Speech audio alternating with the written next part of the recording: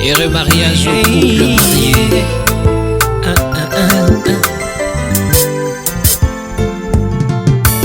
Y a pas longtemps que je l'ai rencontré. À son premier regard, je suis tombé. Au plus profond de moi, j'ai gardé mon secret. Elle m'a bouleversé. J'ai décidé de l'approcher, de m'exprimer et de lui dire la vérité. Cet amour que j'ai pour elle, pour la vie, pour l'éternité. Je n'oublierai jamais ce soir où je l'ai croisée sur mon chemin.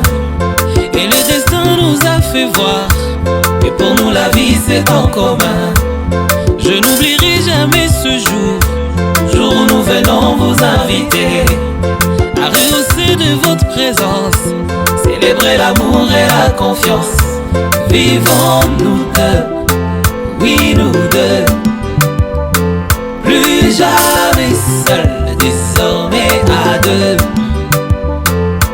Vivons nous deux, oui nous deux, pour enfin réaliser nos vœux.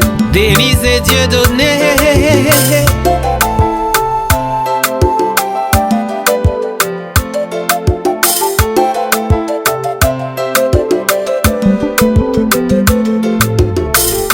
Y a pas si longtemps que je l'ai croisé. À notre premier encart, oui j'ai craqué. Au plus profond de lui, il a gardé son petit secret. Pourtant je l'attendais. J'ai décidé de l'écouter, de l'accepter, de l'aimer, de l'apaiser. Son petit je t'aime à mon oreille a tout changé et m'a bouleversé.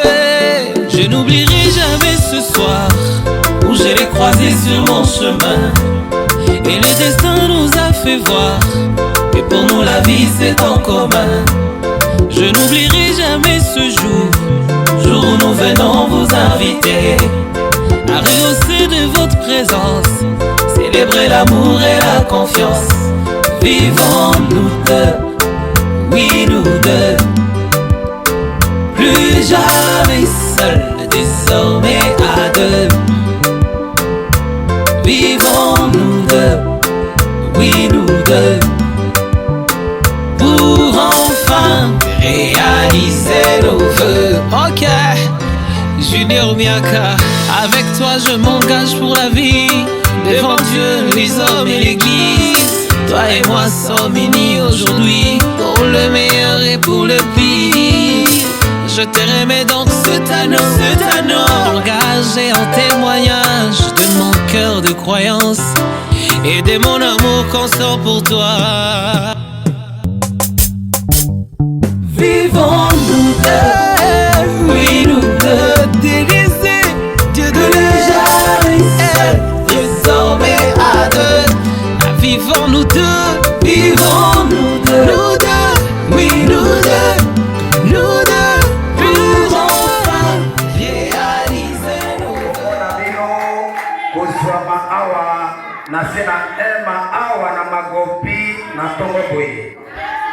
Quand je vois les balcons là-dessus, j'ai dit coup de chapeau à Pasteur Jean.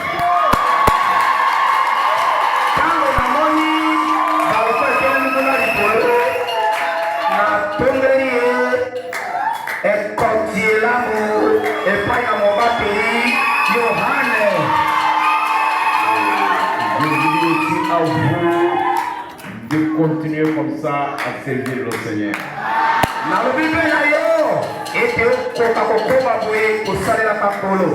Amen. Amen. Je ne suis pas venu pécher, je suis venu seulement bénir le mariage. Naye pesa pote ate kasi naye kaka na pambola libala. Et je crois que je vais lire un verset dans l'Apocalypse, lisons-les ensemble. Na bazete na kotanga likomi moko kati na mokanda na emoniseli totanga yango elongo. Apocalypse chapitre 2. Emoniseli mokapona mibale. Je voudrais que tout le monde comprenne ce que je veux dire ici. parce que la loi vient de la chair. nalingi ete moto nyonso asosola oyo nalingi naloba awa to nasolola awa po ete mobeko eyei na nzela na nzoto eutaka na eteyelo. Ici à l'hôtel, awa na etumbelo c'est ici qu'on proclame la loi. awa nde bazali kotombela to kosola mobeko. Et quand j'ai venu le mariage comme ça, parfois j'ai dit certaines choses, pasteur Jean, faites attention à ça aussi. Et ntango nazali kopambola libala boye nasololi mwa bamakambo moko boye mobateli Jean osala keba mpe lokola.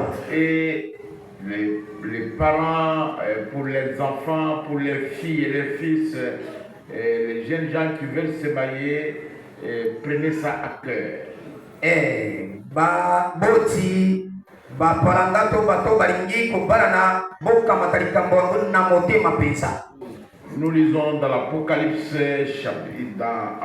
chapitre 2 verset 3. Tozali kotanga na mokanda na emoniseli mibale eteni na misato. Et c'est Dieu qui félicite l'église d'Éphèse. Ezali nzambe nde azali kokumisa lingomba na baefeso. Ok. Apocalypse chapitre 2 verset 3. Emoniseli mokapana mibale eteni na misato.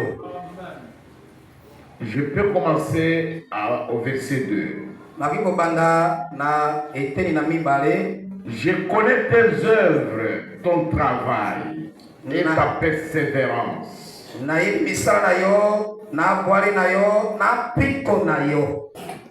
Je sais que tu ne peux pas supporter les méchants.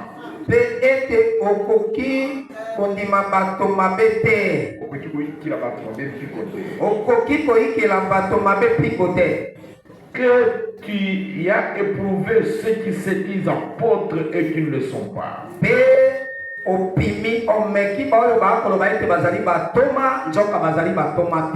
Et que tu les as trouvés menteurs. Que toi maintenant, que tu as de la persévérance. Que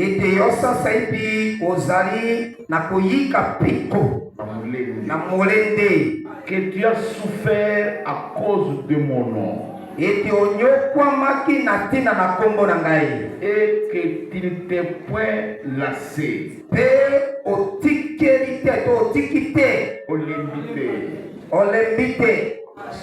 Au nom de Jésus-Christ, Amen. Prions. Dieu notre Père Céleste, bénis ces paroles dans nos cœurs, que ça puisse jaillir comme des ruisseaux d'eau vive pour ta gloire à toi. Au nom de Jésus. Amen. Amen. Je vais lire une portion de la prédication du prophète intitulée L'olier d'adoration que Dieu a choisi.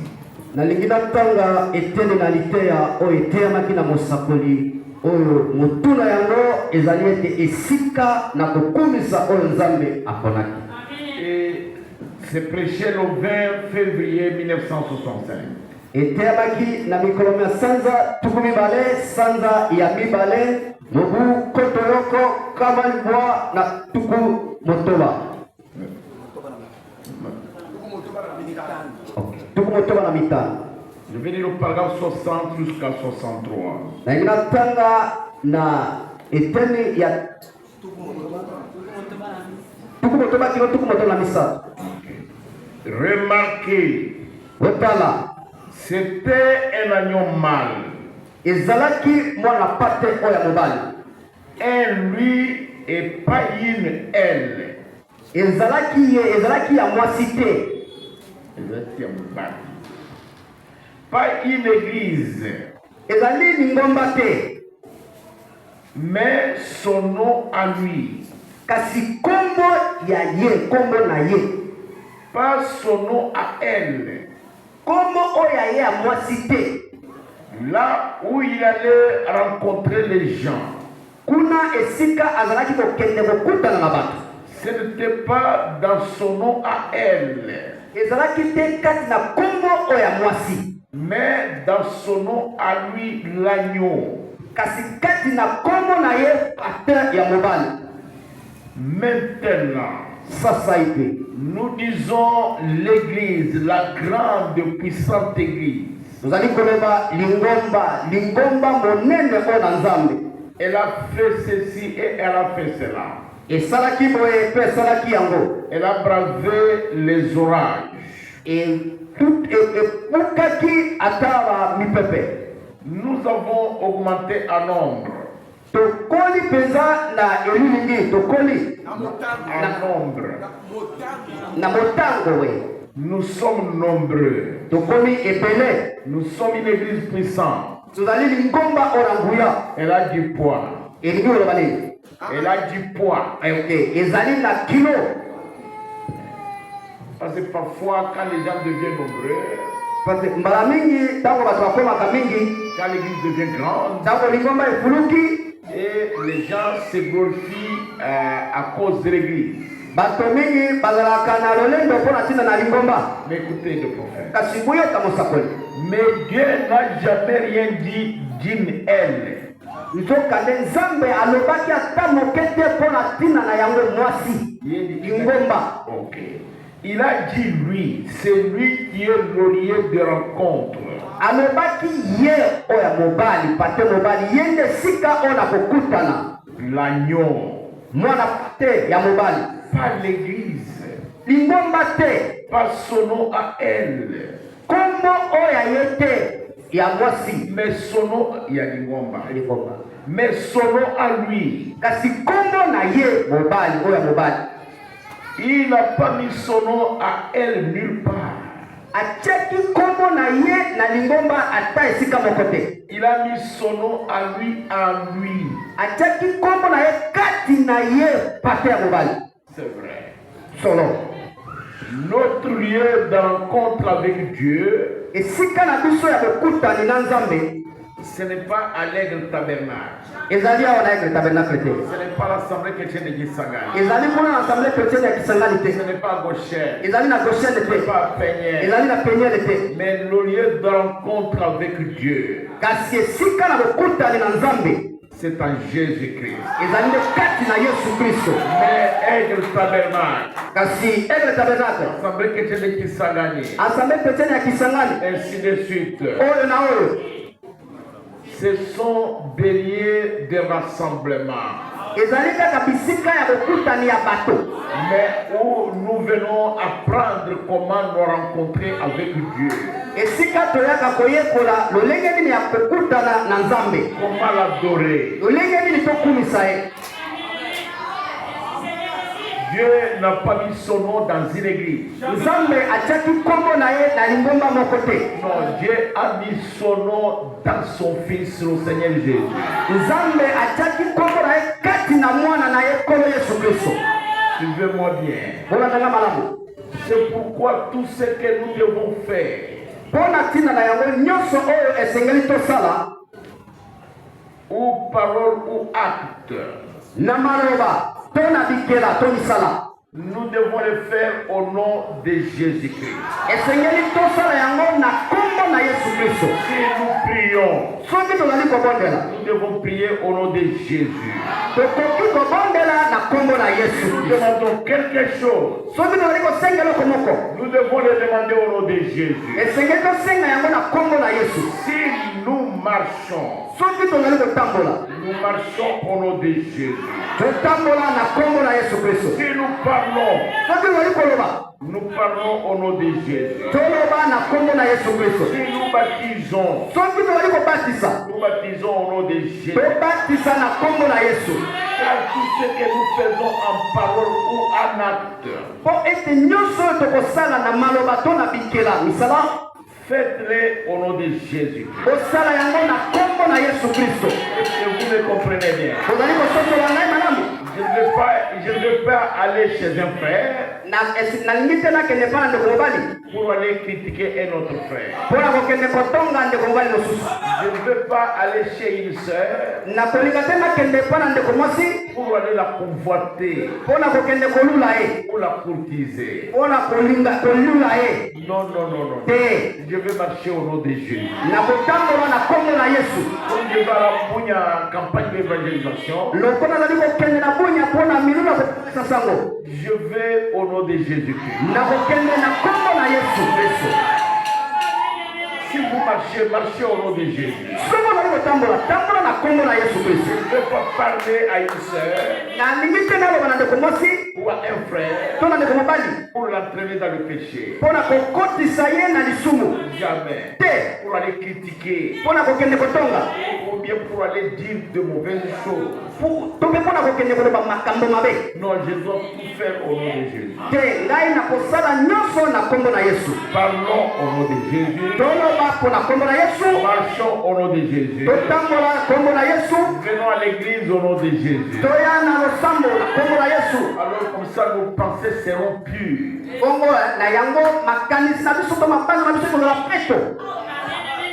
Paragraphe 62. Une fois un homme discutait de ça avec moi et il me disait,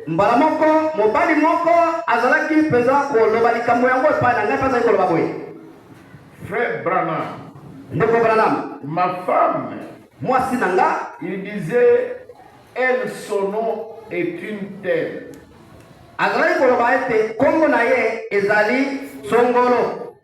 C'est un prédicateur. Il est peut-être assis ici maintenant. Il disait, ma femme, il disait, elle porte mon nom. Je vais dire Jones. Parce que ce n'était pas Jones. Au départ, ce n'était pas Jones. Il disait, eh bien, elle n'est pas obligée de se lever chaque matin, de prendre le balai et de dire, maintenant je passe le balai au nom de Jones. Je fais la vaisselle au nom de Jones. Et je raccommode les habits au nom de Jones. Il disait, je crois qu'il n'y a pas besoin de citer des noms du tout. J'ai dit, je crois qu'il faut le faire, c'est vrai. Il a dit, eh bien, elle n'a pas besoin de dire tout ce qu'il fait, c'est au nom de Jones, dès le départ.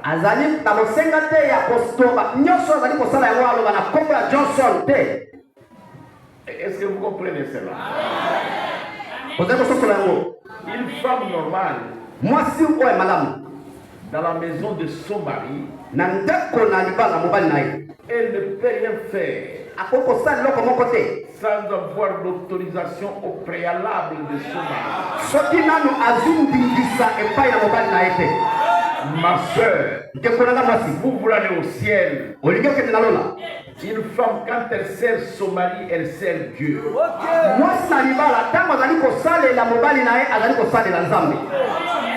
Ne dites pas, cet homme n'est même plus, je retourne chez nous, je vais aller servir mon Dieu. Le Dieu là que vous allez servir se trouve où?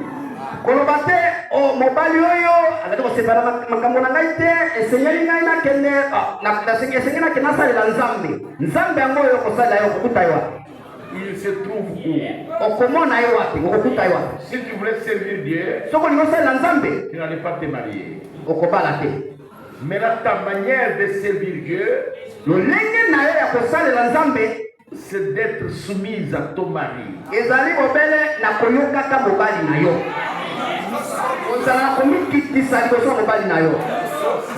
Otosa mobali nayo. D'être soumise en toutes choses. Otosa mobali nayo na makambo nyonso. Alors là, vous servez Dieu. Na yango ozali kosalela Nzambe tango wana. Quand vous servez votre mari, Tango ozali kosalela mobali nayo, vous l'obéissez. ozali kotosa ye. À ce moment-là, Na tango wana vous servez Dieu. ozali kosalela Nzambe.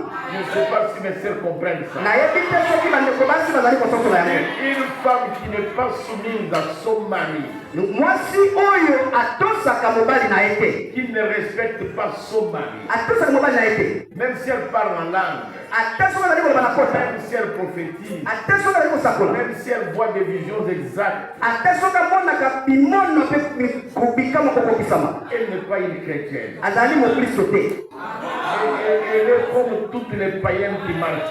Azali lokola bapano nyonso bazali kotambola. Ne serait-ce que vous êtes avec moi. Bandeko na ngai basi bozali elongo na ngai. Je crois que Dieu dit quelque chose. Na banzi ete nalobi eloko moko. Mais maintenant, Kasi sasa iti. tout ce qu'une femme mariée fait, elle doit le faire au nom de son mari. Eloko nyonso oyo mwasi oyo abalami esengeli asala yango akosala yango na kombo ya mobali na ye. Ce n'est pas comme aujourd'hui. Eza lokola lelo te. Vous trouvez une femme, elle sort, Okokuta mwasi abimi et puis elle va prendre une dette. ate azwi nyongo. La dette des habits, Nyongo ya bilamba ou des souliers. to ya sapato. Et puis son mari ne connaît pas. Mpe mobali na yebi te. Mais parfois, elle prépare à manger, elle met sur la table. Ntango mosusu akolamba biloko ya kolia mpe atie likolo na mesa. Et le mari s'assoit pour manger. Mobali mpe akobima mpo na kolia. Et alors le créancier, Moto apesaki nyongo. il vient au même moment demander. Mpe na ntango wana kaka aye mpona kotuna mbongo na ye. Ton mari va te demander, ma femme, tu as pris ça comment? Mpe mobali naye akotuna mwasi na nga ozwaki nyongo oyo ngonga nini? Comment tu t'es entendu avec cet homme? Oyokanaki na mobali oyo ndenge nini? Ça va vous créer des problèmes. Ekobotela yo mitoko. Je ne sais pas si c'est clair. Nayebi te soki ozali polele. Ma soeur, Ndeko na nga mwasi. je ne suis pas contre vous. Natelemeli bino te. Mais je suis en train de vous dire la vérité. Nzokande nazali koyebisa bino solo. Au jour du jugement, Bakona kosambisama. vous verrez que je vous dis la vérité. Bakososo bakona komona ete nalobi na bino solo. Amen. Amen. Je vais au paragraphe 63. Nakende na eteni ya tuku motoba na misato. Maintenant, vous devez faire attention à ça. Esengeli tosala keba na yango. J'ai dit, Nalobaki. mais vous n'avez pas pu passer dans la rue. Bino bokoki kotambola te na balabala. C'est-à-dire, yo, Olekaki na balabala te. la prendre, Ozwa yango. Okamata ye mwasi na yo. et lui dire, Mpe oloba na ye. viens avec moi, John. Yaka eloko oko na ngai John. Il a fallu qu'elle devienne d'abord Esengelaki mwasi yango akoma naino par une cérémonie, na nzela na molulu, une cérémonie de mariage, molulu ya libala, une John.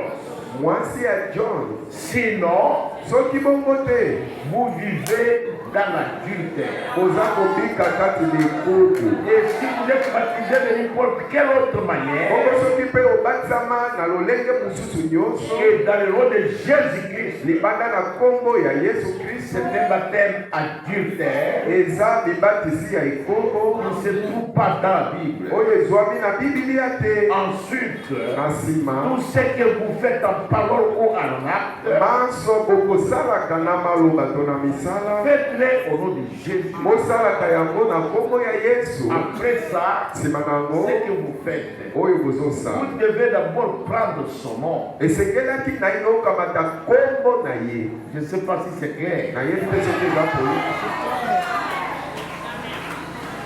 Voilà une deuxième chose que je veux dire là-bas. Le prophète dit ceci. Vous n'avez pas pu passer dans la rue.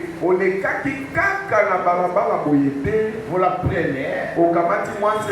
Et comme nous avons le frère Balefo, qui est Jacques ici. Et je vois la jeune dame Chaco là-bas. Si quelqu'un l'a prise, et elle a pris Chaco pour femme. Avant que je bénisse ce mariage, et les Chacos sont déjà adultères. Vous n'avez pas pu passer dans la rue, la prendre et dire Chaco vient. À partir de maintenant, tu deviens Madame Jacques. Et son nom de Catherine Ruth disparaît. Et elle commence à s'appeler Madame Jacques. Madame Balefo. Non, non. Elle doit d'abord le devenir par une cérémonie. Une cérémonie de mariage. Combien ont compris ça? Voici ce que je vous dis ce matin. Si tu commences à suivre une jeune dame pour la marier,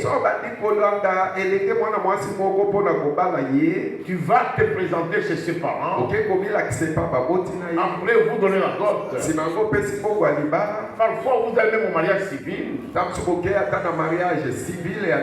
Avant qu'on bénisse le mariage ici, ne commencez pas à vivre avec elle comme votre époux. Sinon, à partir de ce moment-là, vous vivez dans l'adultère. C'est le prophète, c'est pas moi. Je ne sais pas si vous m'avez suivi. Laissez-moi dire ça encore. Le prophète dit ceci. Parole sur toi, j'ai dit. Mais vous n'avez pas pu passer dans la rue, la prendre et lui dire viens avec moi, John.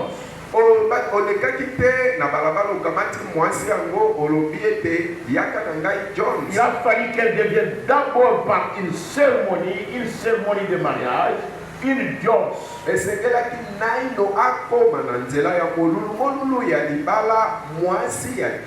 Sinon, vous vivez dans l'adultère. Même si tu es fiancé, tu as donné la dot. Et tu la prends. Et tu commences à coucher avec elle. Tu commences à la prendre pour femme. Parfois elle peut concevoir. Et par honte vous apportez ou par peur. Et après vous venez ici. Et nous bénissons le mariage. Vous vivez dans l'adultère.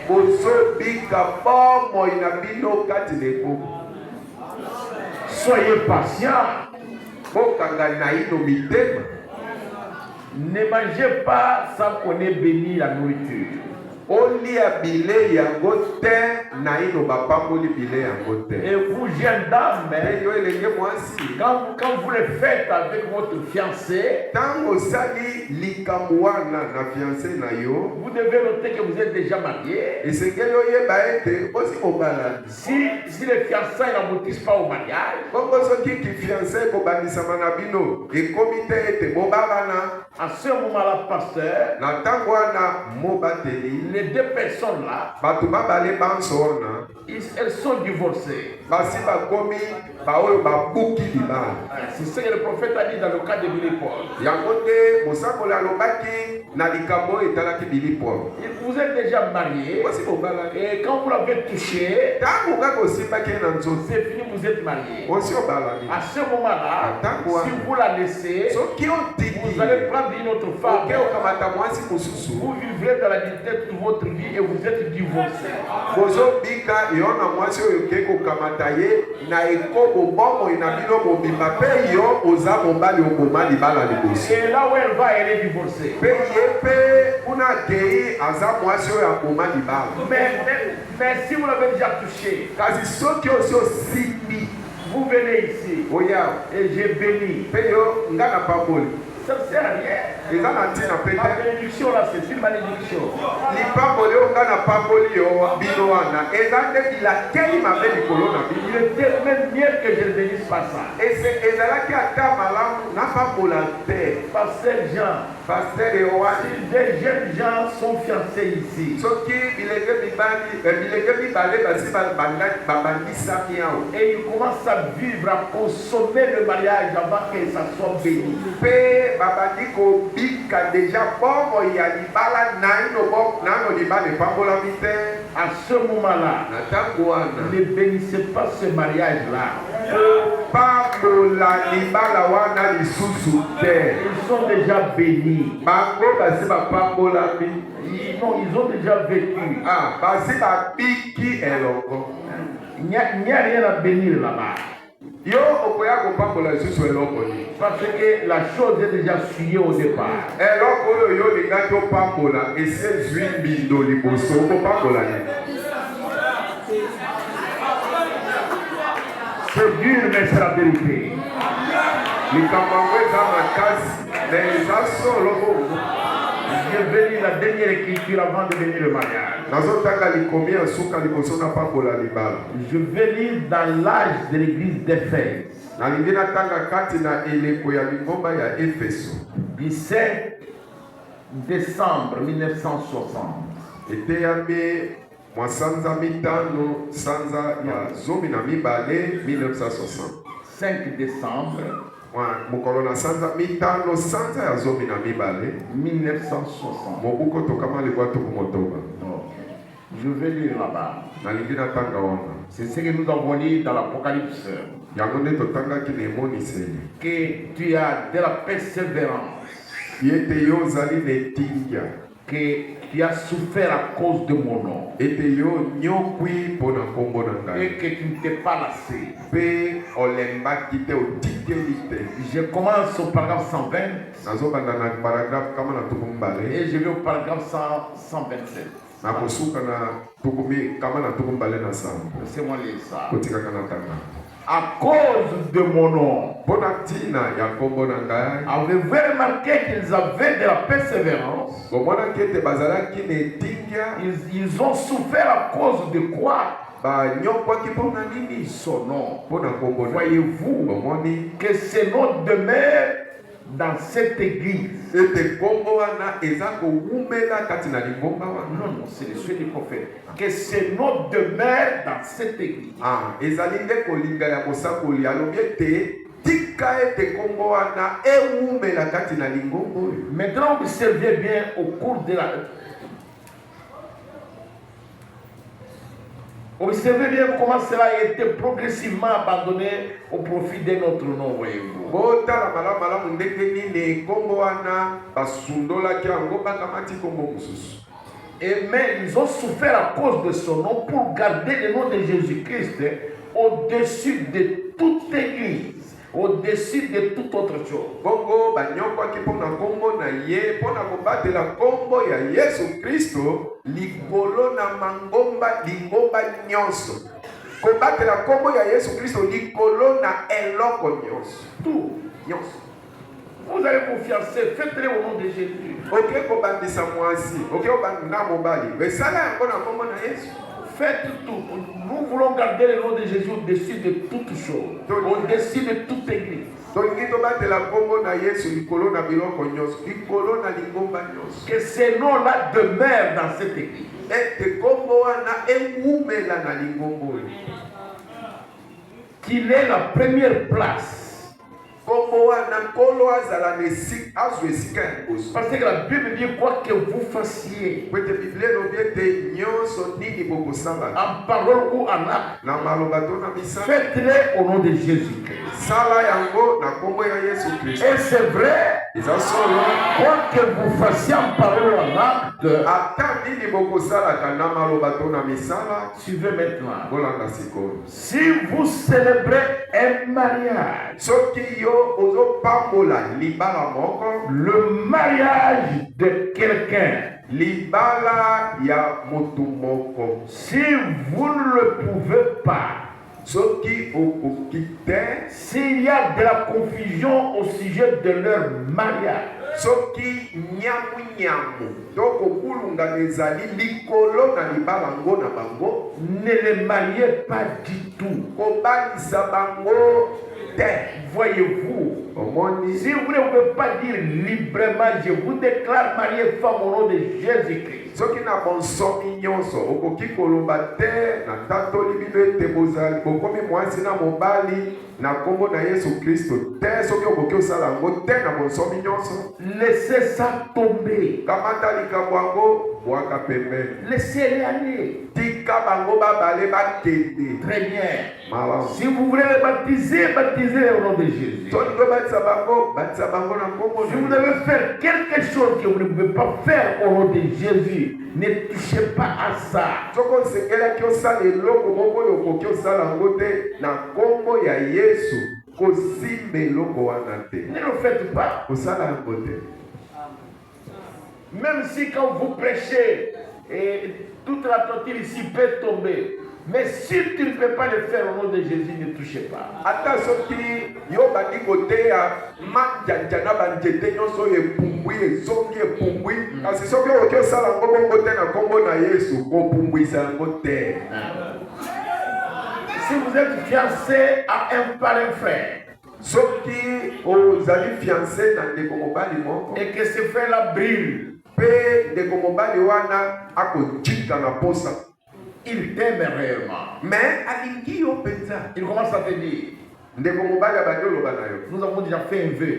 tosi tosali Nous ndani, sommes déjà mariés. tosi tobalani, Mais vraiment, je t'aime. Et vraiment je voudrais t'embrasser. oyebaka ndenge nalingi yo, nalingi na mpwefwa yo. Parce que nous avons déjà fait le vœu. Po tosi tosali Le ndani. prophète dit, quand on fait le vœu, on est marié. Omoni mosakoli alobi soki tososali ndai tosi tobalani. Mais quand ça ne passe pas par une cérémonie de mariage, Kasi soki eleki naino na molulu ya libala te, vous vivez en adultère. bozobika kati ya ekumu. Pasteur, Mon bâti. s'il y a des doutes, Soki oyoki batembe oyo omoni peut-être mwa tembe et ezali ils se plaignent d'histoire dans leur fiançailles. mpe na makambo ya kobandisama na bango bamakambo nyamu bebo, Ne bénissez pas ce mariage. otia loboko kopambola libala Mariez pas. te, Même s'il se fait, ça va faire quoi? kobalisa bango te, ata bango baye kotomboka nde batomboki esaloki, Laissez-les aller. tika bango bakende.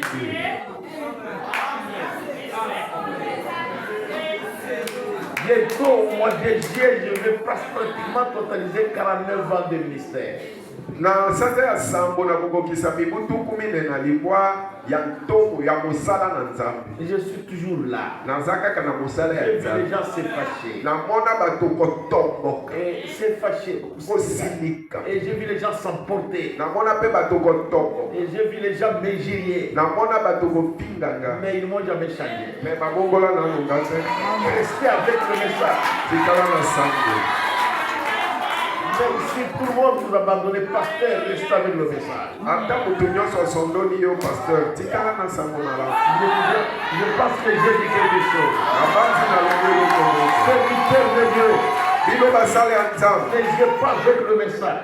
Osakana na sango yo. Restez avec le message. Otikala bokangani na sango. Laissez rester avec le message. Bandeko na nga basi botikala bokangani na sango na wa.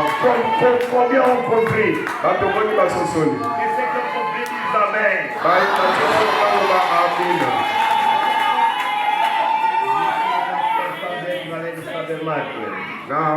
Natoni na esengo kozwama na Aigle Tabernacle.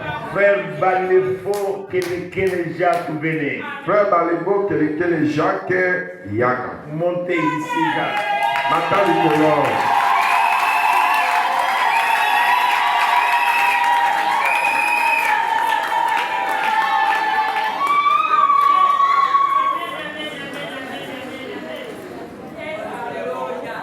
les parents de Catherine Chaco, Rite sont d'accord avec Balefo, avec Jacques Balefo, qu'ils amènent leur fille chez son mari.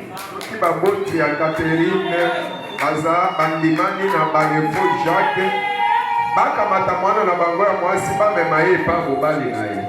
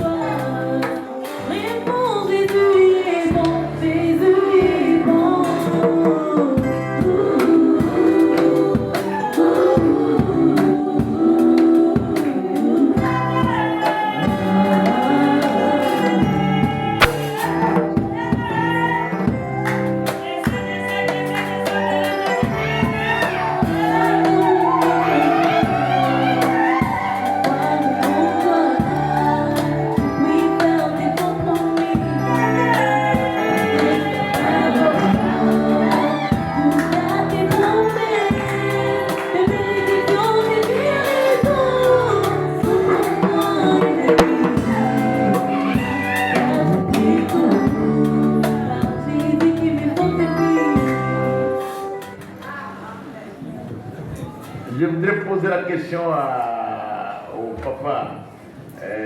Papa, est-ce que notre ami Balefo vous a donné toute la dot que vous aviez demandé? Papa, moninga na biso Balefo yo, apesaki yo misolo ya libala nyonso. Nangina tuna, moninga na biso Balefo, apesaki yo misolo ya libala nyonso. Oyo yo, osengaki?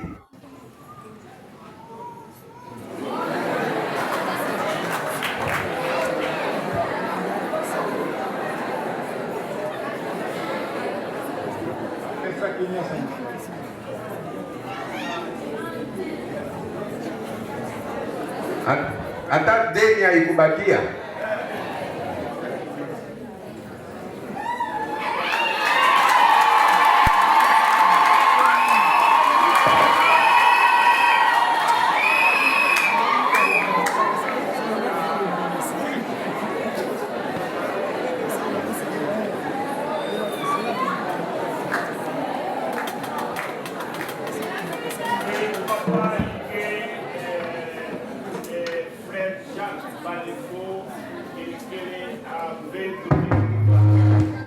Papa alobi ndeko Jacques Balefo kelekele apesaki misolo ya libala nyonso.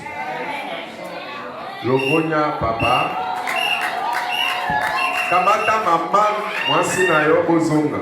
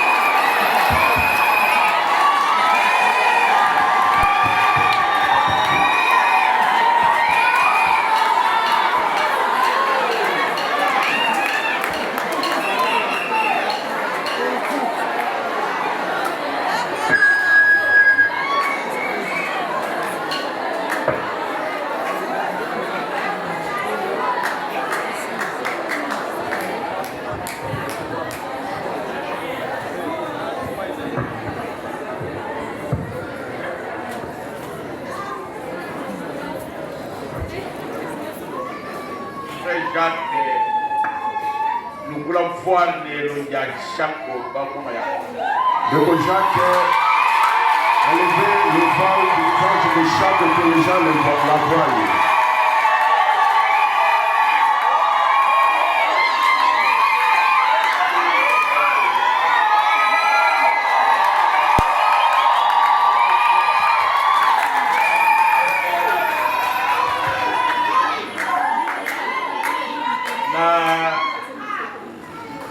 Na lingira tuna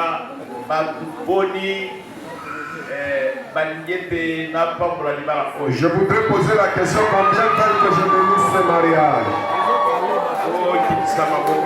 Laissez vos mains.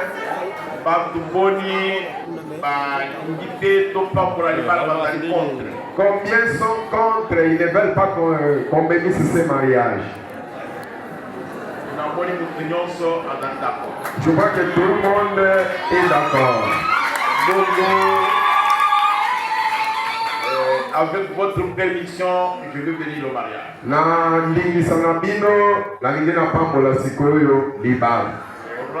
Donnez-moi la table, je vais bénir. Batia mesa na pambola libala.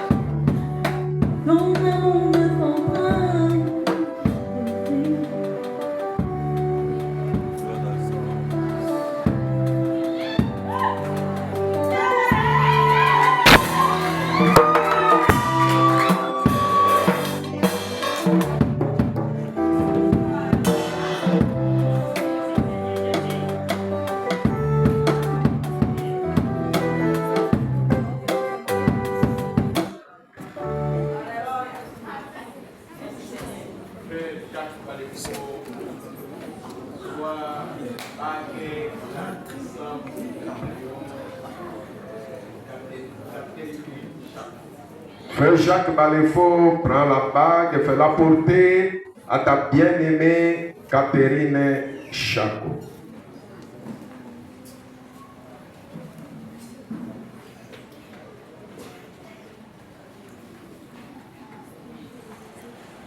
Molukani nangai mama Chako Catherine.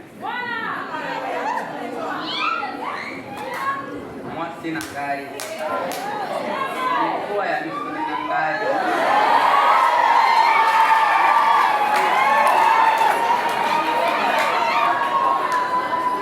Nalati sio bage oyo liboso ya basantu. Pe liboso ya pasteur nangai, pe liboso na basien. Pe liboso na baboti. Na sepeli nalati sayo bage oyo na ngunga ya pasi pe minyoko na kotala nayo. Nalati ndai tokoka bwana kino liwayo.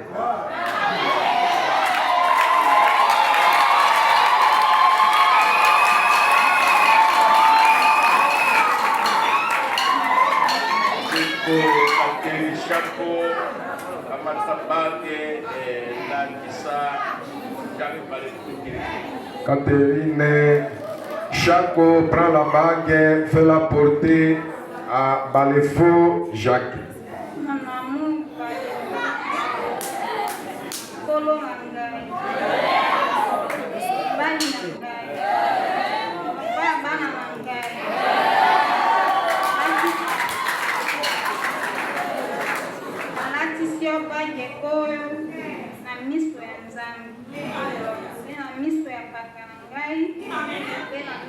Pasteur nangai. Tena miso ya baboti nangai. Miso pe ya pasteur na bafrère. Na lakio. Otos. Omikitisa.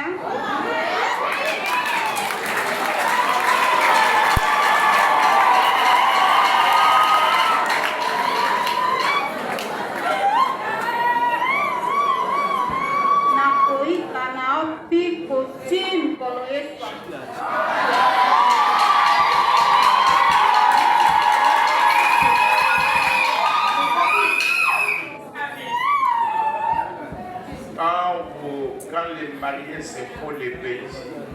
Tango babala ni bazana bango kopesa na ndai awa. Vous devez noter que vous le faites devant Dieu. esengeli boyeba ete ngai oyo bozopesa eza nde liboso na Nzambe. Et vous le faites vous deux, mais Dieu est la troisième personne qui prend ça et il s'en va. bozosala yango bino babale kasi boyeba Nzambe aza moto ya misato oyo azokamata maloba bolobi abateli yango. Et si vous ne les respectez pas, soki kasi botosi maloba yango te au jugement, mokolo ya kosambisa vous allez répondre. bokotunama bokosamba. Mettez-vous debout, nous allons bénir le monde. botelema topambola libala.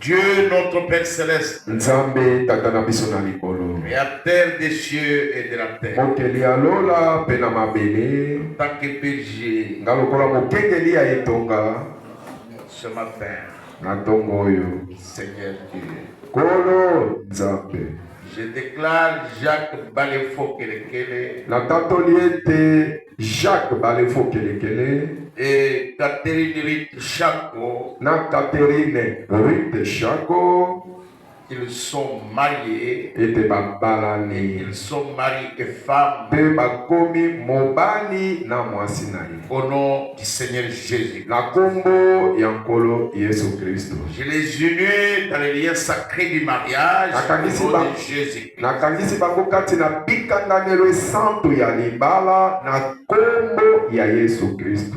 Qu'ils aillent tika bakende continuer à se multiplier bakoba kofuluka et qu'ils mènent une vie heureuse et une vie de prospérité. mpe babika bomoi ya esengo bomoi ya bomengo kofuluka. Que leur foyer tika ete ndako na bango ya libala soit couvert du signe cramoisi du sang du calvaire. eshipama na elembo motane ya makila ya Kalvario Ta gloire à toi, mpo na nkembo na au yo nom de Jésus-Christ. na nkombo ya Yesu Kristo. Amen. Amen. Applaudissez le Seigneur Jésus. Bobetola kolo Yesu maboko.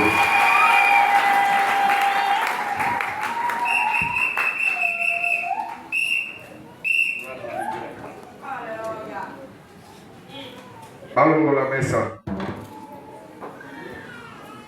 Dès que Jacques Balefo, tu peux embrasser ta chérie. Jacques Balefo okoki oyamba mwasi molingami na yo.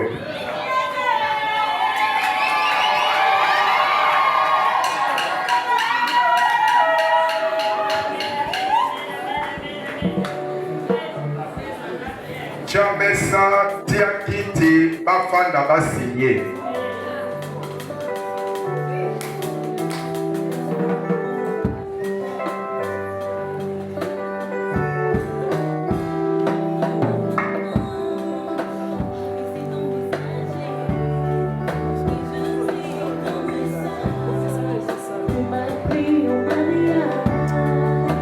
Pour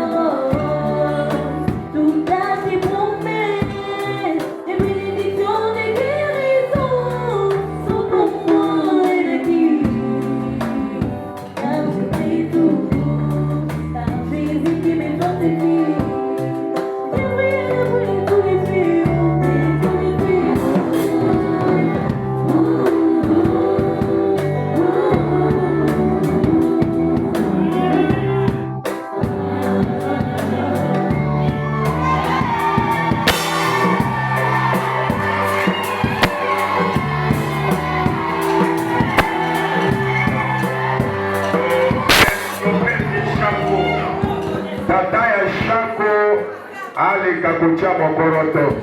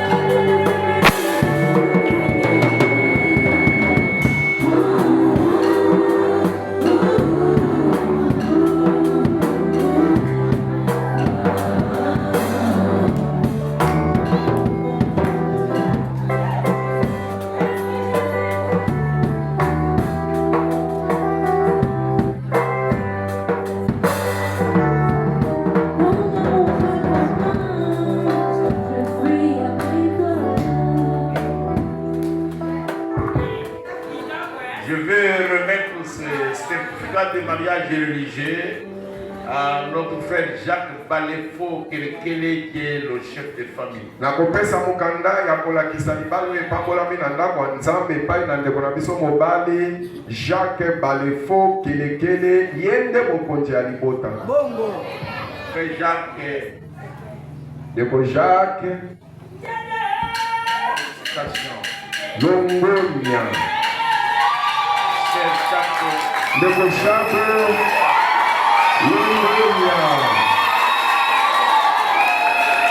Jacques. Ndeko Jacques, prenez votre chérie et allez-vous-en. Kamata molinga mwasi na yo, kamata ye. Kamata ye.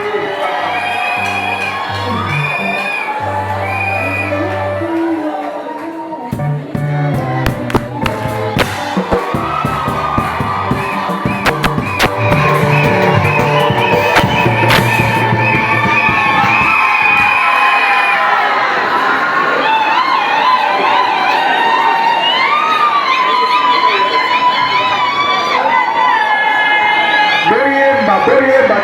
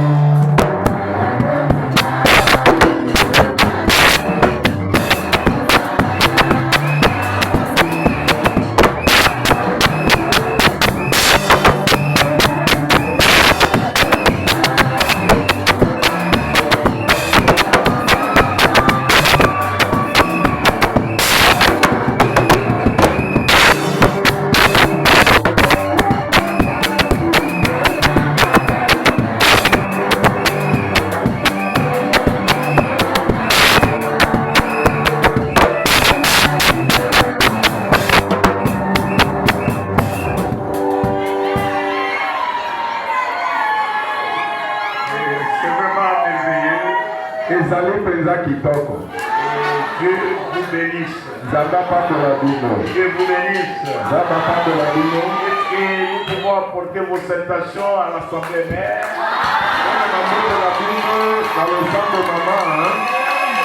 Je vous souhaite une bonne écoute de la parole de Dieu. Au nom de Jésus-Christ. Amen. Amen.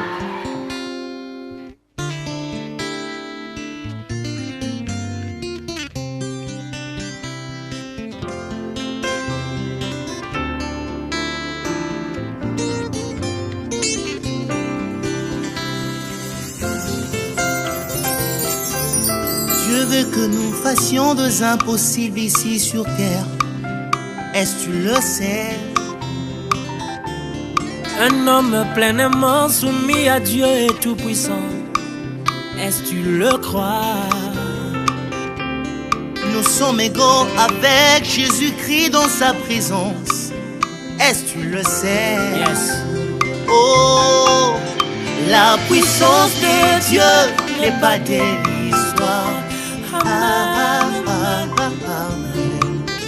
Prononcer la parole n'est pas un slogan. Amen.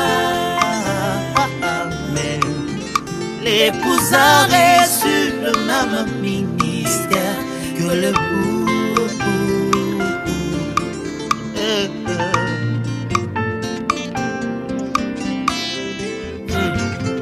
Écoute ça. La chose qui met la plus le diable en colère, est-ce que tu le sais? C'est lorsque tu comprends que tout est possible à toi, Isaac. Est-ce que tu le crois? Yes, miracle. C'est lorsque tu comprends que tu es un petit Dieu sur terre. Est-ce que tu le sais? Tous ces anges, sa puissance sont derrière tes paroles. Est-ce que tu le sais? Oh, la puissance des dieux n'est pas de l'histoire. Amen. Amen. Prononcer la parole n'est pas un slogan. Hey. My God. Amen. L'épouse a reçu le même ministère que l'époux.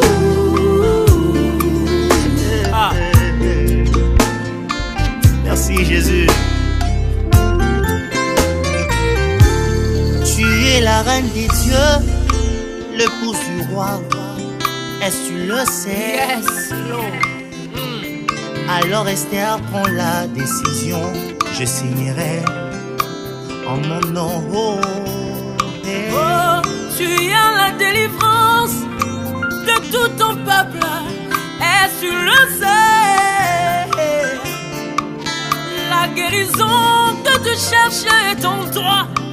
Est-ce que tu le crois? Tu as la solution à chacun de tes problèmes, mon frère. Est-ce que tu le sais? Mais regarde la chose qui t'est compliquée. C'est parce que tu n'as pas compris qui tu es. Oh, la chose qui te rend triste, c'est parce que tu n'as pas compris qui tu es. Hey. Je te rappelle, tu étais dans les chaînes de Dieu. Tu es un petit Dieu. Est-ce que tu le sais? Je te rappelle, tu étais dans le chant des dieux. Tu es fils du roi. Est-ce que tu le sais? Oh, la puissance des dieux n'est pas de l'histoire. Amen, amen, amen. Prononcer la parole n'est pas un slogan. Hey, amen, amen, amen. L'épouse a reçu le même ministère que l'époux. La même puissance. L'épouse a reçu la même puissance que l'époux. Hey, le même esprit.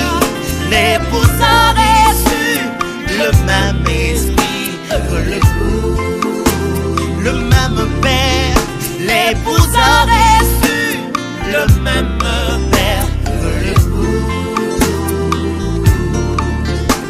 Alléluia.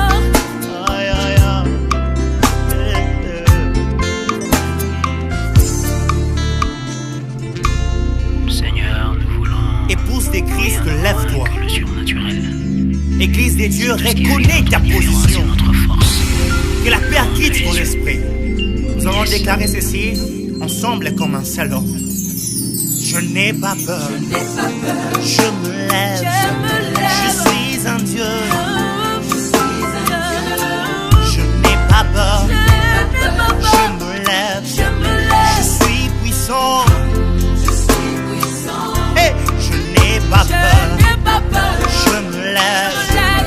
Je la chose. Oh, je n'ai pas peur. Je me lève. J'ai l'onction. Oh, je n'ai pas peur. Je me lève. Je la chose. Je suis guéri. La puissance de Dieu n'est pas de l'histoire. Amen, amen. Prononcer la parole n'est pas un slogan.